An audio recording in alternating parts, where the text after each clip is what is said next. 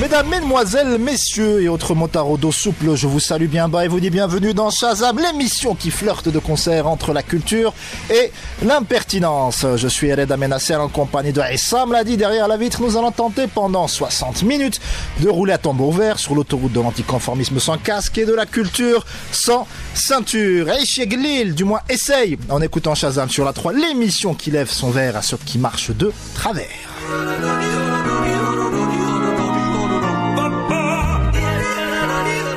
Et pour cette émission exceptionnelle, comme toutes les autres, nous avons le grand plaisir de recevoir le DJ international, prince des nuits européennes et fondateur de Memento Record, le légendaire Idriss D, qui sera présent dans l'émission pour nous présenter sa toute dernière galette à peine sortie du four, Hayat Hayati. C'est un plaisir de le recevoir dans l'émission. Et tout ça, bien d'autres choses encore. C'est dans Shazam, l'émission qui te lave derrière les oreilles. On le prouve tout de suite. C'est parti. Bonjour, je m'appelle Jelani Machi, coiffeur de star, et vous écoutez Shazam. Et c'est une émission exceptionnelle qu'on vous prépare ce soir puisque nous avons le grand plaisir, le grand honneur de recevoir un des DJ les plus célèbres au monde. Que dis-je, de la galaxie du continuum espace-temps, Idriss D en personne. Bonsoir. Bonsoir à vous, merci pour l'invitation. Alors tu n'es pas venu seul, tu es venu avec tes gardes du corps. C'est mes potes. Que tu peux présenter évidemment. Oui, Sofiane et Fares, c'est mes amis qui m'accompagnent ce soir. Donc merci encore, ça me fait vraiment plaisir d'être ici avec vous. Ah ben, tu dis ça au début, mais on verra si tu diras la même chose à la fin de l'émission, parce qu'on va te torturer, on va te mitrailler de questions. Tu es là pour ça. Je suis costaud. Alors évidemment, on va revenir sur ton parcours, on va parler de ton album, Hayat Hayati. Tu es un peu en Algérie pour le présenter au public algérien. On va d'abord commencer par le commencement. C'est ce qu'il y a de plus logique à faire. Alors Idriss, tu as toujours baigné dans une espèce d'environnement musical familial, notamment grâce à ton grand-père. Raconte-nous les fameux après-midi du vendredi où toute la famille se réunissait pour jouer de la musique ensemble. C'est simple, le vendredi c'était la journée sacrée parce que, je veux dire, maman et ma grand-mère, elles m'ont élevé. Donc j'étais à Constantine, à Traqstef, et le vendredi c'était le jour où tout le monde passait pour voir ma grand-mère. Et c'était la réunion familiale. On mangeait le couscous, on parlait, on se chamaillait. Après les grands frères, les grands frères de maman, je veux dire mes oncles, donc se mettaient à jouer de la musique dans le but de décontracter l'atmosphère. C'était une soupape un peu de décompression. Voilà. Donc honnêtement, entre mes oncles et aussi, je veux dire, quelques tantes avaient le tempo dans le sang. Et ton grand-père surtout, oui, Monsieur Zerouala, oui, qu'on ne présente plus. Monsieur Zerouala, l'Arbi. Mais bon, malheureusement, je veux dire, j'ai assisté peu parce que j'étais jeune après sa mort. Mais il nous a transmis le virus de la musique. Voilà. Donc c'était je veux dire, l'ambiance familiale, aussi, comme j'ai dit, dont mon féminisme, je veux dire, maman, ma grand-mère, mes tantes et tout m'ont élevé, donc j'étais toujours avec elles, Saad Laras et tout, donc c'était un truc depuis que j'étais petit. D'accord. Et le virus ne t'a pas lâché, puisqu'en prenant de l'âge, tu tombes tout de go dans le monde de la funk, du disco, de la Motown de manière générale. Oui, et c'est grâce au quartier. Donc à la route Sétif, on passait le temps à écouter, à enregistrer la musique, on se passait les cassettes. Oui, à l'époque c'était les cassettes, effectivement. Ouais. La génération actuelle n'a pas connu ça. À écouter toute la Motown, la musique black, la funk, la disco, jusqu'à découvrir un petit peu le DJing à travers mes amis. Notamment DJ Nadir, voilà, de Constantine. Nadir et son frère Mehdi qui étaient les premiers à mixer à Constantine. Donc grâce à eux, c'était les premiers qui m'ont fait découvrir ce mouvement musical, avec un pote à nous qui s'appelle Sami, qui était aussi un grand collector de musique funk et black. Donc c'était eux qui me fabriquaient mes premières platines cassettes avec le pitch control, qui me prêtaient la table de mix. Et Et j'étais dans ma chambre en train de m'imaginer un DJ. Un jour derrière les platines. Ouais, c'était vraiment l'imagination et le rêve. Alors début des années 90, tu découvres la vie nocturne algéroise, du moins ceux qui ont subsisté, décennie du terrorisme oblige. C'était comment le DJing à cette époque? Ben honnêtement c'était, je dirais, Adel Chafer, c'était mes héros parce que j'avais déjà une petite connaissance musicale et donc je voyais comment Chafer. C'est grâce à Chafer d'ailleurs que tu as mixé la première fois. La première fois, moi je me rappelle parce que on se connaissait, j'allais toujours au Raïs Hamidou avec mon cousin. Le mythique Raïs Hamidou. Ouais. J'allais là-bas, il me voyait que je parlais de musique, j'aimais ça et tout. Et un jour, en fin de soirée, il était fatigué, il m'a dit vas-y mets un disque. Moi je tremblais et c'était depuis là-bas.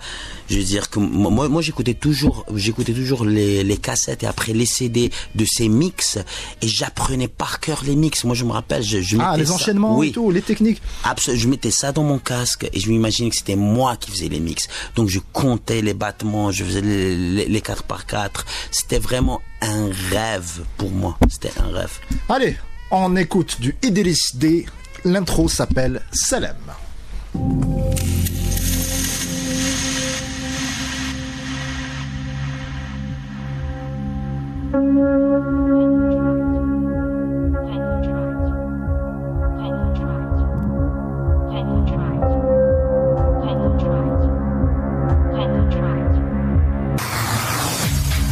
Shazam, l'émission qui te lave derrière les oreilles. Et vous venez d'écouter une petite pépite de notre ami Idriss D. Ça s'appelle Salam. C'est l'intro de sa nouvelle galette, Hayat Hayati. Et il est en duo sur ce morceau avec Erin Elliott de Détroit. Raconte-nous cette rencontre. Alors déjà tu veux qu'on parle de l'album ou du track? Le track en lui-même, mais on va développer l'album par la suite. Erin, c'est une fille qui travaillait pour moi. Ça fait 4 ans au bureau dans mon agence DB Artists.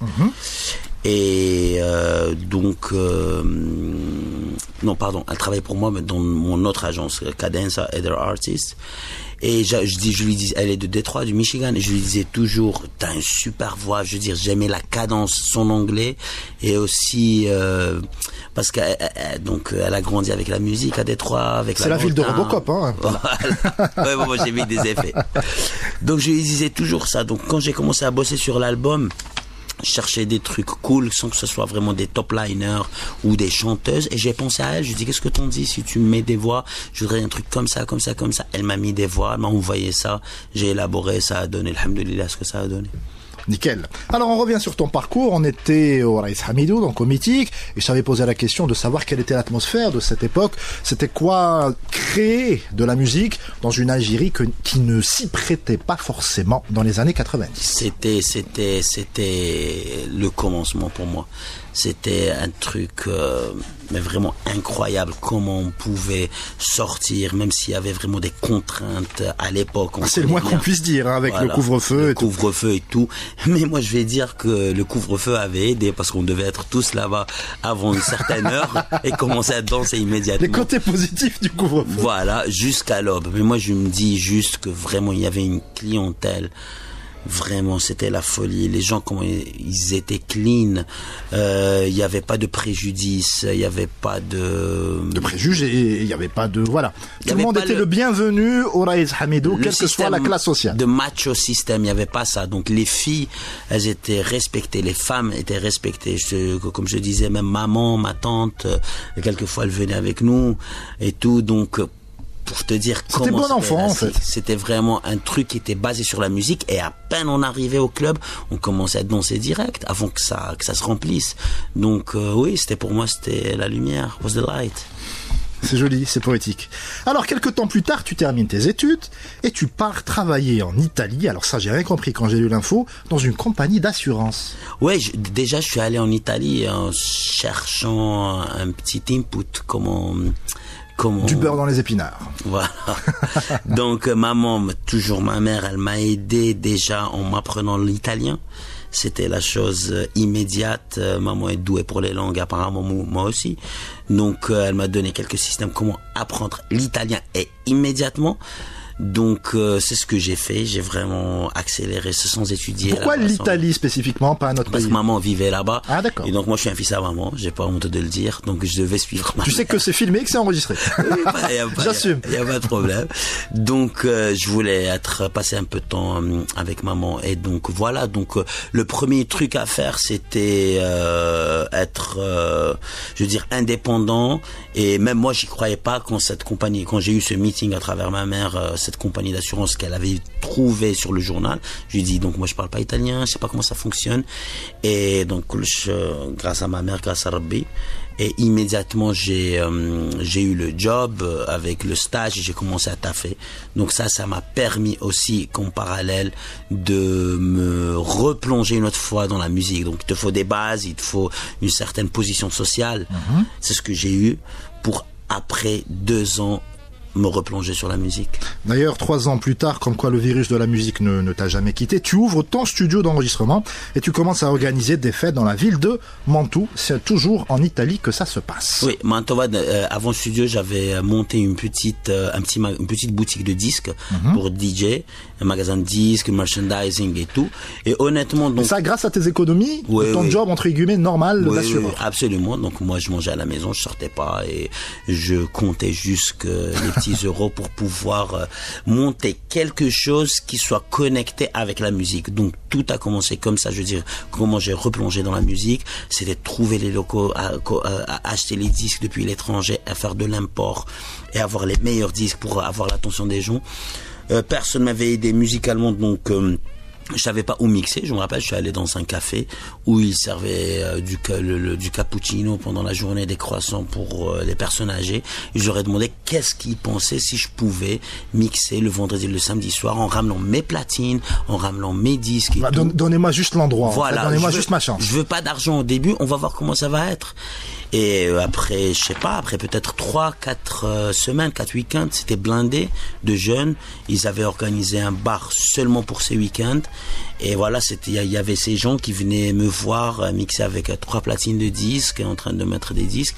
Et là, ça a commencé un petit peu. Donc, c'est grâce aux disques, vraiment. Je me suis fait connaître parce que j'avais, entre parenthèses, les meilleurs disques import du moment que je vendais et automatiquement que je jouais aussi. D'ailleurs, tu n'étais pas perdu ni inconscient. C'est justement le contraire du morceau qu'on va écouter tout de suite, Lost and Conscious.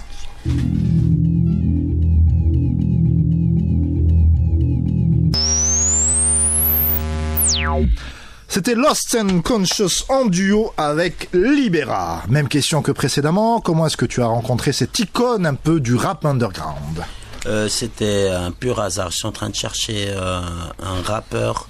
Même chose, je voulais pas un top liner ou quelqu'un de connu. Donc à travers mes contacts, j'ai écouté quelques morceaux de ce mec, de Libera. Il est du sud de l'Italie, mais vraiment un mec super underground qui veut même pas des majors, de grosses maisons de disques. Et c'est carrément. C'est presque un militant du. Ouais. Que l'indépendant. Et donc j'ai dit je lui envoie pas, je lui ai envoyé et alhamdoulilah, par chance il me connaissait, il m'a donné la disponibilité tout de suite. Je lui ai envoyé un petit cut d'une base comme je voulais, parce que moi, comme je viens du down tempo, j'aime tout ce qui est hip hop et tout. Pardon, avant que tu continues, comment est-ce qu'on aborde justement artistiquement un autre artiste assez difficile d'accès comme ça? Bonjour, je suis décidé, j'aimerais travailler avec toi. Et il a accepté tout de suite. Oui, moi je lui ai juste dit écoute, moi je fais ça. J'étais en chat avec lui tout de suite il m'a dit non mais je sais ce que tu fais et tout, mais honnêtement il y avait quelques personnes qui m'ont dit il a un caractère assez space et tout, il faut y aller slowly, piano. Donc mais le mec était super disponible, il m'a dit écoute, moi j'aimerais bien nager dans un autre univers qui est le tien, donc ça m'a fait plaisir. Et moi je pense dans l'espace de 2 semaines il m'avait envoyé les voix. J'avais déjà... C'est lui qui a écrit ses paroles, il a écrit ses textes, voilà. Oui, moi j'ai juste envoyé un cut avec une petite bassline et tout pour suivre le tempo. Et après, honnêtement, ça s'est fait vraiment bien. En tout cas, ça s'entend, l'alchimie a parfaitement fonctionné. Revenons sur tes années de Mantoue. Comme tu l'as dit tout à l'heure, ça commence à bien fonctionner pour toi. Tu commences à te faire une grosse réputation. Et ça te permet un peu d'aller mixer dans les clubs les plus prestigieux de la région. On peut citer les Echo, le Cocorico, le Red Zone, les Angel of Love et surtout le Mafia Club. J'aimerais que tu me parles de ces années lorsque tu commences petit à petit à grimper les marches de la célébrité et de la notoriété. Je sais pas si c'est les marches à célébrité, mais c'est des marches qui m'ont permis de m'exhiber devant un vrai dance floor. Donc, ce qui se passait, j'ai commencé à être ami avec quelques promoteurs qui venaient dans mon magasin de disques, qui glandaient, qui restaient là-bas, qui écoutaient la musique. Mais j'ai jamais osé demander de me faire jouer parce qu'on a dit quand même l'hashma ou je veux pas me baisser. Donc, les Algériens, on a un truc. C'est vrai, ça. C'est la dignité. Nif, à la belle, qu'on a le traf khobz ou kasma, mais. Jusqu'à ce que je me rappelle un ami à moi, Stefano Borelli, qui nous écoute sûrement, hein. Voilà, c'est un de mes meilleurs amis. Lui, il m'a dit, écoute, juste parce qu'il y a tout le monde qui me demande, et toi, tu m'as jamais demandé, ton heure est arrivée. Donc, prépare tes disques pour vendredi. Ouh. Donc, je me suis préparé, j'ai fait mon maximum et tout pour assurer. Et voilà, quand tu commences à mixer déjà que les gens savent que tu as un certain background au niveau des disques, je veux dire, à mixer, parce que tu les vends, donc automatiquement tu as les meilleures sources, et après ils voient que tu as mixé dans ce premier club. Que tu assures aussi en live. Ils commencent à t'appeler. Et ça c'est moi en plus avec je suis une personne, je veux dire, j'essaie d'être le plus équilibré possible, donc je suis concentré sur ma musique et tout, je fais un in and out, mais quand je passe il faut absolument que le promoteur me rebook immédiatement. C'est ça le signe. Si ça se passe pas, ça veut dire que j'ai fait quelque chose de mal musicalement ou qu'il y a eu quelque chose, une mauvaise réaction, un mauvais feeling.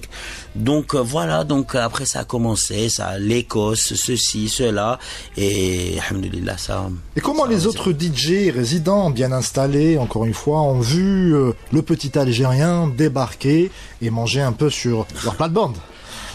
Au début très mal. Ah, mais, carrément. Oui, mais je les comprends parce que à la fin, on me disait toujours que, je veux dire maintenant quand on en parle et on en rit avec quelques stars, des artistes stars, et qu'on me dit, tu te rappelles quand t'es arrivé, nous on disait, mais who the fuck is this? C'est qui ce mec?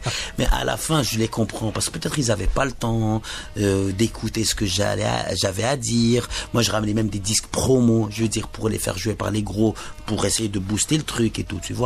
Mais ils avaient pas le temps, ou quelquefois quand quelqu'un voyait que j'avais un œil qui pétillait, essayait de me fermer des portes par peur. Des bâtons dans les roues. Mais moi, comme je t'ai dit tout à l'heure, dans les platines plutôt. Je suis assez costaud, genre j'insiste sur ma route et je voulais me démarquer.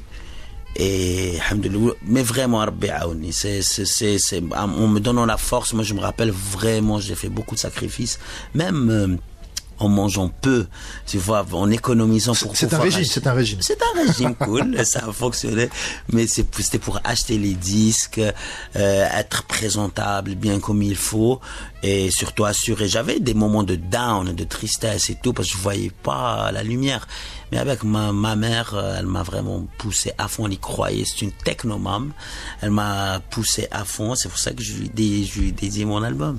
Hayat, justement. Hayat, voilà. Allez, on s'écoute un autre morceau de notre ami Idriss D. Hayat Hayati, ça tombe bien. Enchaînement magique.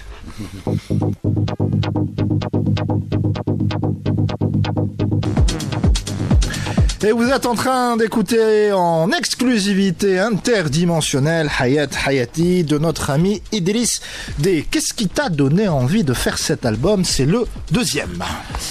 Donc, le premier album, ça fait 3 ans, Amalgamation. C'était un album plus pour DJ, plus dance floor. Donc honnêtement, je connaissais pas encore bien les techniques pour faire ce que je voulais. Donc j'ai fait un double EP, un double vinyle. Spécialement, voilà, non, comme ça c'était un EP qui est sorti l'an dernier, mais ça, Amalgamation, c'était un double vinyle. D'accord. C'était pour les DJ, pour mixer et tout, mais c'était fait. Pas forcément studio. Pour le grand public, mais. Voilà, c'était plus dance floor. Qui a fonctionné. Toi, après, j'ai fait une série d'EP, Khumsa, et il y avait un truc plus Détroit dessus aussi. Tu en as plein, hein, parce que j'ai la liste devant les yeux. Tu as Crossy Mind, tu as The Hood, tu as Sunset, voilà. C'était des EP. Il y en a une petite dizaine déjà. C'était pas des albums. Et il y en a même un qui s'appelle Alger, tiens. Oui. Un qui s'appelle Constantine, aussi celui d'avant. Et après, donc cette année, je voulais. L'an dernier, j'ai commencé à bosser sur mon album. Et je voulais faire un album plus acoustique. Honnêtement, je voulais déjà faire depuis le début un album acoustique, mais c'est comme je voulais pas être un peu snob et travailler sur un truc sans. J'avais pas vraiment une stratégie au studio. Je savais pas vraiment quelle direction prendre. Donc avec le temps, avec l'expérience et tout, j'ai développé le deuxième album avec des featuring. Et j'ai eu le résultat, mais vraiment exactement. C'est pas pour être snob, non pas du tout, c'est juste je suis sûr de ce que je fais. Et en ayant vendu des disques, j'ai un label, bon Memento c'est depuis 2006, le label se porte bien, healthy, après des erreurs et tout, mais je veux dire, je sais comment travailler un EP, un album. Donc vraiment le résultat, c'est ce que je cherchais, vraiment je suis super content. Vraiment. Ce que tu avais en tête, tu l'as sur la platine. J'ai même eu plus, honnêtement. Parce qu'à la fin, avec les featuring, tu n'es jamais sûr du résultat où on va aller. Mais j'ai bossé avec Erin, c'était un travail de ouf, c'est vraiment bien sorti. Donc j'ai utilisé ses voix sur 3 ou 4 morceaux même. Voilà, après on va parler de outro et tout. Donc. Absolument. Alors on va revenir sur Memento. Donc c'est ton label. Hein. Tu as déjà signé un tas d'artistes comme Carl Craig, Luciano, Ten Walls ou encore The Analog, Cops, sans oublier évidemment tes liens solides avec le monde de la musique underground que tu n'as jamais vraiment quitté. Encore une fois, lorsqu'on est DJ, lorsqu'on est déjà producteur, qu'est-ce qui pousse à se professionnaliser encore plus et avoir son propre label? Est-ce que c'est une quête d'indépendance? Est-ce que c'est pour ne plus dépendre de qui que ce soit? Pour moi, c'est pour ne pas ne plus, parce que moi déjà quand j'ai au début, donc je voyais que c'était difficile, donc je voulais pas chercher après une agence de booking pour me prendre sous son aile et attendre qu'on me passe du taf. Donc j'avais créé ma propre agence de booking, DB Artist, et c'était depuis voilà, on était 3 chats dedans, et après ça s'est développé, alhamdoulilah, maintenant DB Artist avec mes bookers et mon équipe, Martha, Jasmine, tout le monde, Pepe, je veux dire, on travaille bien sur le roster. Et en même temps, en 2006, j'ai créé mon label, car je voulais pas envoyer de musique à personne, et je voulais continuer à donner du support au vinyle. Donc voilà, donc moi c'était déjà dès le début, j'ai créé mes plateformes avant d'être connu. C'est-à-dire que tu me disais tout à l'heure que tu ne planifies rien, mais là, quand on suit évidemment le fil de ta carrière, c'est cousu de fil blanc. Et à chaque fois, c'était une étape, c'était une pierre blanche pour avaliser ta progression vers plus de niveau, vers plus de professionnalisme.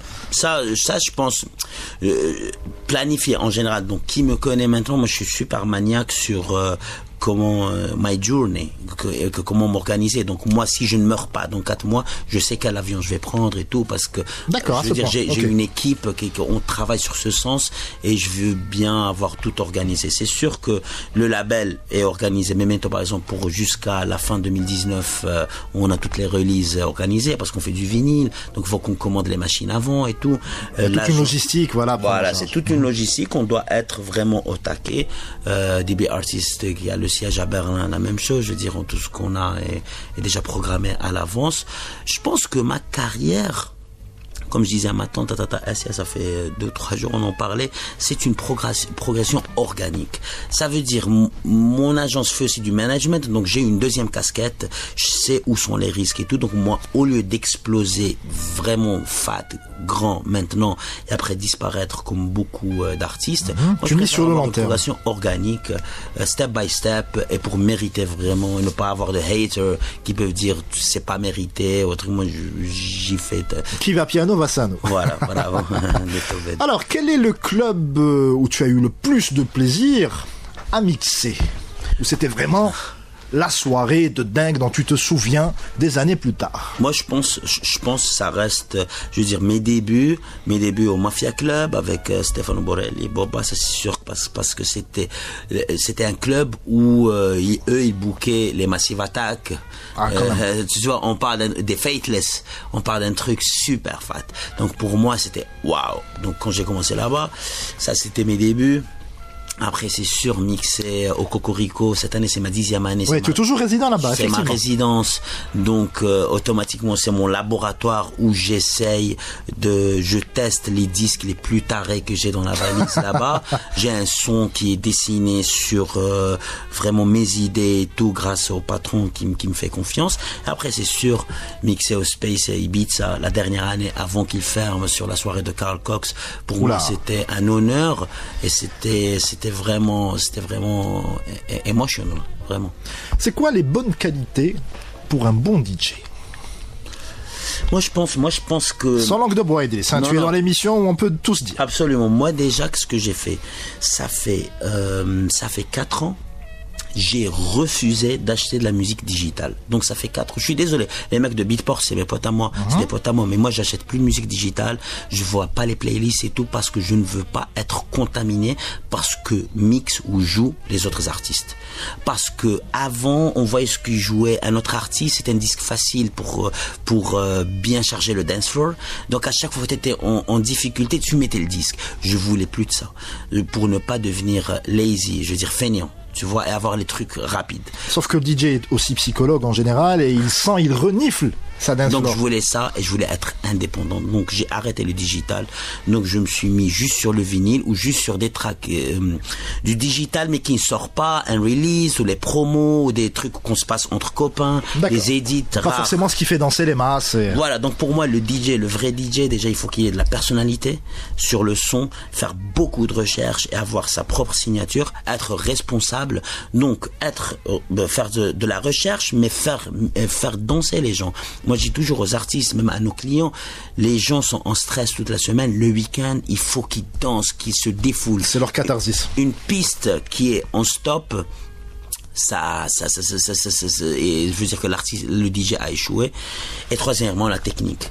Un DJ doit être techniquement super performant, bien faire son travail. C'est ça le secret d'un DJ, devenir un grand DJ. Après moi dans ma tête, quand tu vois un Jeff Mills, un Laurent Garnier, Luciano, ou tu vois ce genre d'artistes, comment ils sont techniquement, tu apprends de là. On a un grand monsieur à la chaîne 3 qui s'appelle HKM, qui a connu les prémices justement du Reis Hamidou et qui s'est fait un nom dans le DJing. Il appelle ça les DJ mannequins, ceux qui prennent juste une galette, la diffusent et pour eux mission accomplie. Alors que ça va évidemment beaucoup plus loin que ça. Quel regard, alors que tu as connu justement cette période, l'âge d'or du DJing en Algérie, quel regard portes-tu sur le DJing algérien de 2018?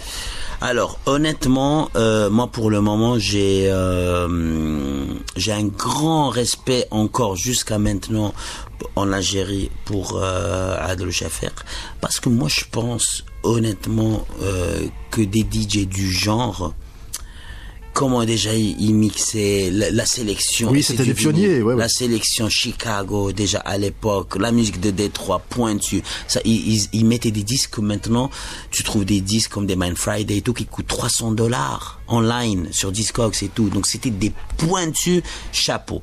Ces DJ, pour moi, c'est des pionniers. Après, c'est sûr que il y a des artistes, il y a des DJ, je veux dire, sur Alger, mais pas parce que c'est des potes à moi, mais c'est des DJ, je veux dire, Adel, par exemple, Adel Picasso, c'est le petit enfant d'Adel Chafer, parce que ils l'ont formé, ils l'ont boosté. Avec qui tu as mixé avant-hier, il me semble. Avant-hier, ouais, ça, pour la soirée d'Halloween. On t'avait invité que t'étais pas venu d'ailleurs.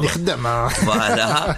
Et après, c'est sûr que j'ai des potes à moi, des jeunes, comme peut être Sofiane qui est ici au Fers, qui suivent les conseils, qui sont humbles. Quand tu leur tires les oreilles, ils comprennent et ils s'appliquent vraiment à nous suivre.